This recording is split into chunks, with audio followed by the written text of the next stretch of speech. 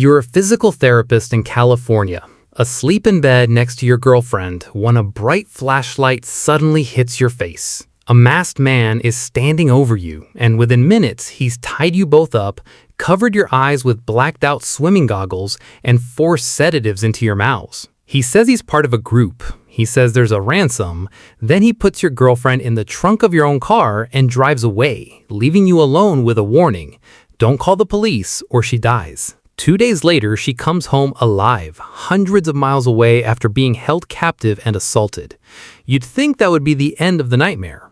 It wasn't, because when you finally told police the truth, they didn't believe a single word of it. They called it a hoax. They said you made the whole thing up. And for months, while the actual kidnapper was still out there, free, planning his next crime, you and your girlfriend were the only two people anyone was actually looking to arrest. Let us know in the comments where in the world you're watching this from, and if you're new here, subscribe to the channel so you don't miss the next case. Now, back to the story. To really understand what happened to Denise Huskins and Aaron Quinn, you have to go back further than the night of the kidnapping itself, because the story that led them to that house on Mare Island actually began with a completely different relationship entirely. Aaron Quinn was a physical therapist working in Vallejo, California, and before Denise ever entered his life, he'd spent years in a serious relationship with a coworker at the same hospital, a woman we'll refer to as Andrea. They shared almost everything. They worked side by side every day, they'd started planning a wedding, and Aaron had gone as far as buying a house with their future together in mind. By every outward appearance, that relationship was heading toward marriage.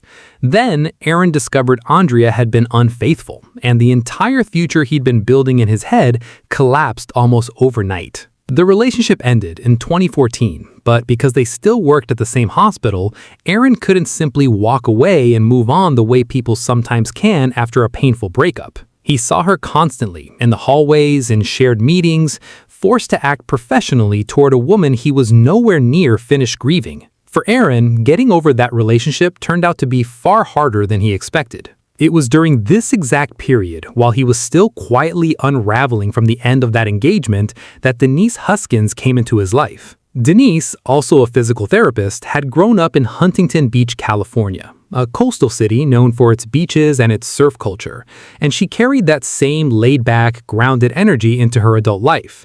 Someone who'd always known she wanted a career built around helping people, which eventually led her into physical therapy herself. She and Aaron began working together only a few months after his relationship with Andrea had ended, and Aaron found himself drawn to her almost immediately. Part of that connection, whether he consciously admitted it to himself or not, came from how much Denise actually resembled Andrea. Similar long blonde hair, a similar build, even a similar sense of style. The two of them started dating not long after meeting, and for Denise, it felt like the beginning of something genuinely promising. What Denise didn't know yet was that Aaron was still carrying wounds from his previous relationship that hadn't come close to healing. At work, he would sometimes find himself trying to talk to Andrea again, and according to what later came out, there were moments where he attempted to hug her, even kiss her, still holding on to some belief that reconciliation might somehow still be possible. Andrea, for her part, had already closed that chapter of her life completely. She had no interest in going back. Aaron, though, kept trying anyway, even sending her messages outside of work hours. All of it happening quietly, completely hidden from Denise, who had no idea any of this was going on well into early 2015. Then, one day, Denise ended up with access to Aaron's phone, and what she found on it completely reshaped how she understood their relationship. The messages revealed a man who was still actively trying to win back his former fiancée, and in one particular exchange, Aaron had told Andrea he would end things with Denise without hesitation if there was any chance of getting back together. For Denise, it was devastating in the truest sense of that word. She believed she'd been building something real, something based on mutual trust, and instead discovered she might have simply been a way for Aaron to fill the emptiness left behind by someone else entirely. That same day, she confronted him directly. The conversation that followed was long and painful. Aaron admitted he'd made a serious mistake, told her honestly that he hadn't fully moved past the breakup of Andrea, apologized, and promised he would never again contact her beyond what was strictly required at work. He went further than a simple apology, though. He suggested they both seek psychological counseling together, saying he genuinely wanted to understand why he was still so attached to his past and that he wanted to do whatever it took to rebuild Denise's trust in him. Denise agreed to give it a real chance. Over the following weeks, the couple attended therapy sessions together, and to Denise's genuine surprise, Aaron actually seemed committed to changing, showing up, engaging honestly, doing the work most people only claim they'll do after a betrayal like that. For the first time since discovering those messages, Denise found herself believing the relationship might actually be salvageable, that maybe this really had been a wake-up call rather than a pattern. Neither of them had any idea what was actually still ahead of them. On Sunday, March 22, 2015, Denise decided to spend the night at Aaron's house on Mare Island in Vallejo. She brought a pizza with her and picked a beer along the way, wanting to celebrate what genuinely felt at that point like a fresh start for both of them. The therapy seemed to be working. Their conversations had become more honest, the tension that had defined the past few weeks had noticeably eased, and for the first time in a long while, both of them felt like they were finally putting the worst of it behind them. They ate dinner together that evening, relaxed, unaware that anyone else in the world knew this house even existed. Unaware that somewhere nearby, a man with a deeply disturbed mind had already been watching this exact property for some time, and unaware that within just a few hours, both of their lives were about to be shattered in a way neither of them could have possibly prepared for. Just before midnight, Denise and Aaron finally went to sleep, expecting nothing more than an ordinary, quiet night after an evening spent talking about the future they were slowly rebuilding together. Around 3 in the morning, everything changed. Both of them woke up startled, an intensely bright light shining directly into their faces, disorienting them before they could even fully understand what was happening. Through the blinding glare, they heard an unfamiliar voice inside the bedroom, calm and controlled, telling them this was simply a robbery and that if they cooperated fully, neither of them would be hurt. In that first terrifying moment, both Denise and Aaron genuinely believed the worst thing about that night would be surviving a break-in. Neither of them had any idea that the true nightmare was only just beginning, or that in the days that followed, police themselves would end up treating them as the primary suspects in their own kidnapping. The intruder's voice never rose, never cracked with panic or aggression, which somehow made the entire situation feel even more unsettling. Every instruction seemed to follow a plan that had clearly been prepared well in advance. First, he ordered both of them to lie face down on the mattress. Then Denise was handed compression bindings and, under the intruder's direct supervision, was forced to tie Aaron's own hands and feet herself, fully aware that any hesitation or disobedience could put both of their lives at risk. While her hands worked mechanically to bind the man she loved, something in the intruder's own words stopped her cold. He addressed Aaron by name. An ordinary burglar breaking into a random house has no reason to know who's actually sleeping inside it, and in that instant, Denise understood with absolute certainty that this hadn't been random at all. They had been specifically chosen. After securing Aaron, the intruder covered both of their eyes with black tape, and in the brief seconds before her vision went completely dark, Denise caught only a glimpse of feet moving around the room, enough to leave her with the distinct impression that there might have been 2 people involved rather than just one, though she could never say so with total certainty. Headphones were placed over both of their ears next, and instead of silence or threats, calm music began to play, interrupted periodically by a pre-recorded voice explaining exactly what was going to happen to them, a surreal, almost clinical experience unlike anything either of them had ever imagined living through. The recording explained that their blood pressure would be checked, followed by sedatives, and that if either of them refused, the drugs would simply be administered by force instead. Aaron actually felt the blood pressure cuff tighten around his arm as the recording played, the entire ordeal feeling less like a crime and more like some kind of carefully engineered experiment. At one point, shivering, Aaron mentioned he was cold and asked for a blanket. The response he got back was strange enough that it stuck with him for years afterward. One of the intruders calmly explaining that they themselves weren't cold because they were wearing wetsuits underneath their clothing. Nothing about any of it made sense. Who were these people? Why were they behaving with this level of preparation? At some point, Denise was moved into a different room, still blind, still wearing the headphones, and the recorded voice shifted its questions toward money, asking how much the couple had, probing about bank accounts, cards, and passwords. Aaron, back in the bedroom, was made to provide the exact same financial information. The intruders opened his laptop, checked his banking details, went through his email accounts, clearly determined to figure out exactly how much money they could actually extract from this couple. Then, unexpectedly, one of the men suddenly interrupted the entire process and asked Aaron a question that left him completely bewildered. "Does Denise look like Andrea?" Aaron answered honestly, yes, the two women really did resemble each other.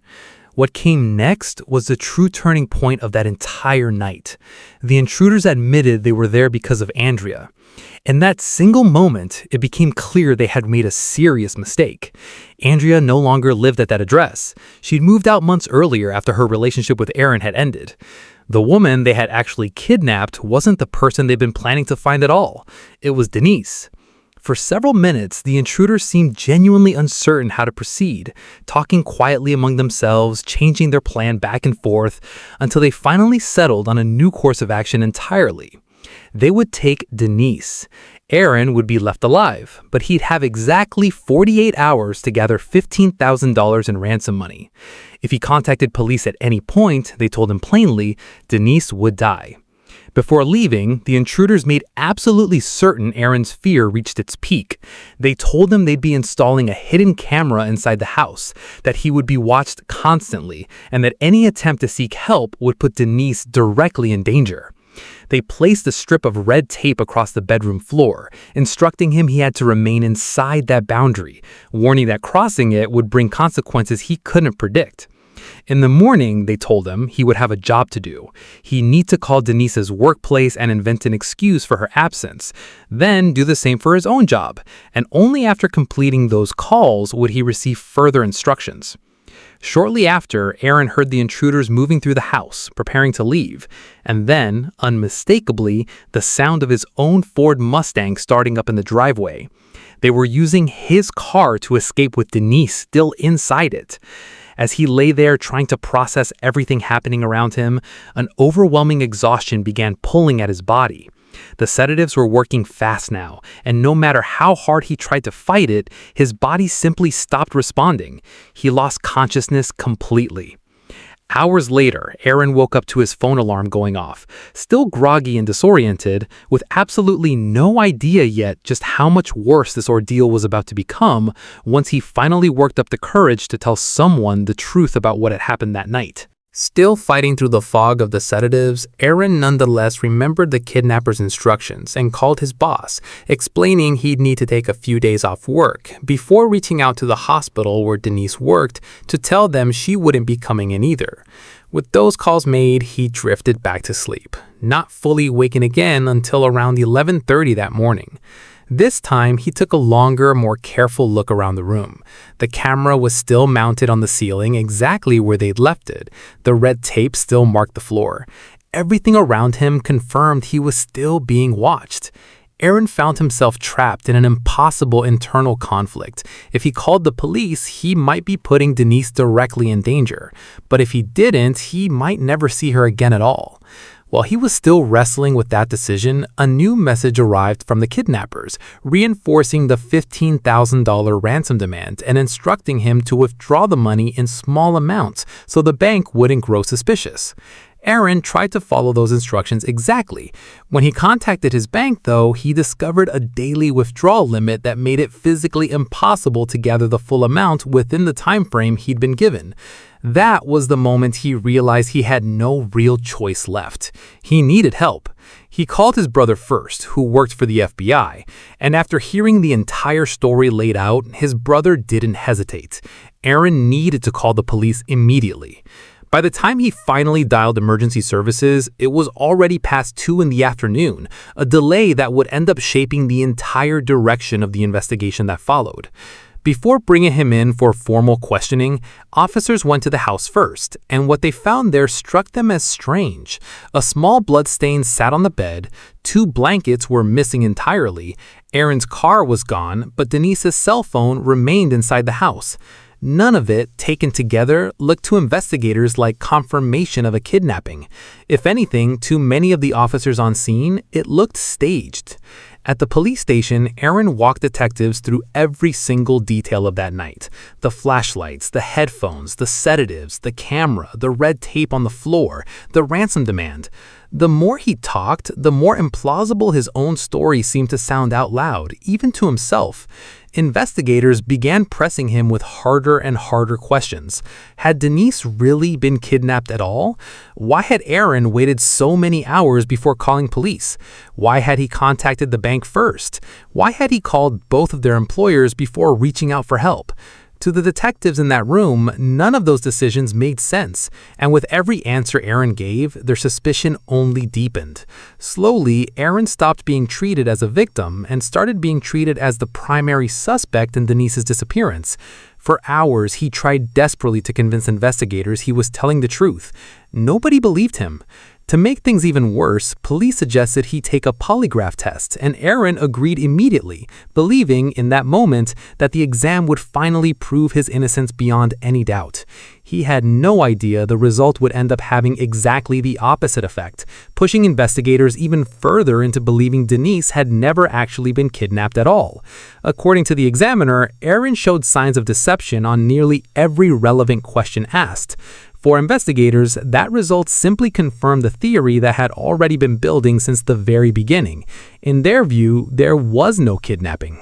Aaron had invented the entire story.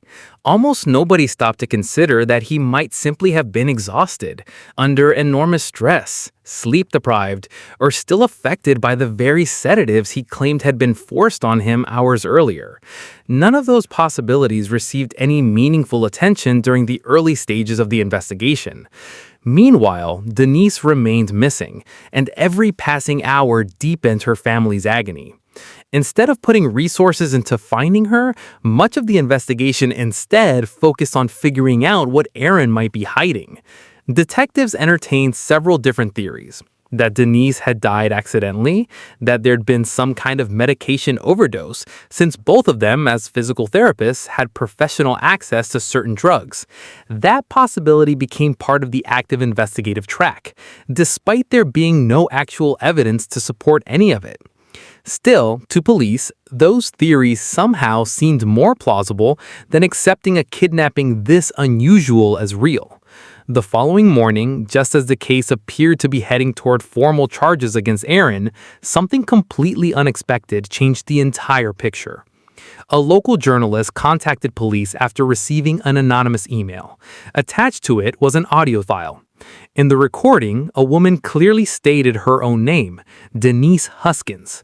She said she was alive, and more importantly, the recording referenced events that had happened that very same day, proving conclusively that the audio couldn't have been made before her disappearance at all. Aaron heard the recording. So did Denise's family. Everyone immediately recognized her voice. There was no doubt left. Denise was alive. Even so, that audio still didn't fully eliminate investigator suspicions. Searches continued. Helicopters flew over the surrounding area. K-9 teams combed through wooded terrain, but no trace of Denise ever turned up. Hours turned into days, and nobody had any idea what the kidnapper's next move would be, until the morning of March 25, 2015, exactly 48 hours after she'd vanished, when something happened that nobody had actually expected. On the morning of March 25, 2015, exactly 48 hours after she vanished, Denise reappeared in Huntington Beach, the same coastal city where she'd grown up, roughly 400 miles south of Vallejo. She looked exhausted and visibly weakened, but showed no obvious physical injuries. Since her father wasn't home at the moment she arrived, she turned to a neighbor's house for help, and police were notified shortly after. For the first time, investigators finally had the chance to hear the actual victim's own account. Denise hesitated to speak at first, still deeply frightened, later explaining that before releasing her, her captors had issued direct threats, warning that if she cooperated with police or revealed certain details about her captivity, she and her family would face serious danger. That fear shaped her earliest, more guarded responses after being found, but investigators interpreted that same hesitation in an entirely different way.